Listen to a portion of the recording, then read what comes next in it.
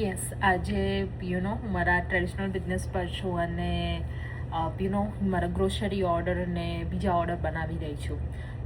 અને એમાં કેવું હોય છે રાઈટ, કે જે પણ આપણે ઓર્ડર બનાવતા હોય છે એની ડેડલાઇન હોય છે રાઈટ.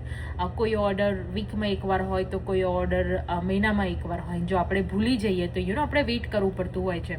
ત્યારે મને એક વસ્તુ સમજાવ્યું કે જે આ ડિજિટલ બિઝનેસ હું કરી રહી છું રાઈટ, એમાં મારે કંઈ જ કશું યાદ રાખવાની જરૂર નથી. કેમ? કારણ કે એક ઓટોમેશન સિસ્ટમમાં કામ કરે છે.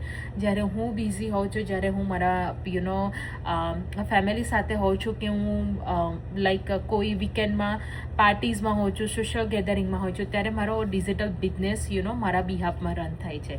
સો આ ટ્રેડિશનલ બિઝનેસે મને શીખવાડ્યું છે હાર્ડવર્ક કરવાનું રાઈટ, અને ડિજિટલ બિઝનેસે મને શીખવાડ્યું છે સ્માર્ટ વર્ક કરવાનું. કારણ કે અત્યારે બધા જ લોકો જે છે right, A some people understand, some people doesn't understand કે ટ્રેડિશનલ બિઝનેસ અને ડિજિટલ બિઝનેસમાં શું ડિફરન્સ છે રાઈટ.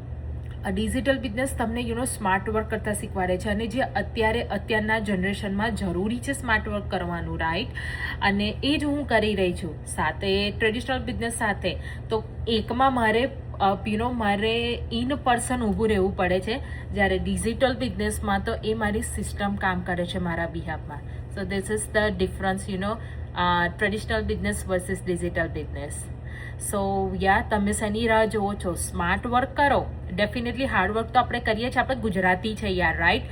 હાર્ડવર્કથી ક્યારે આપણે પાછા નથી પડતા, બટ હાર્ડવર્કની સાથે સાથે સ્માર્ટ વર્ક પણ કરી શકાય.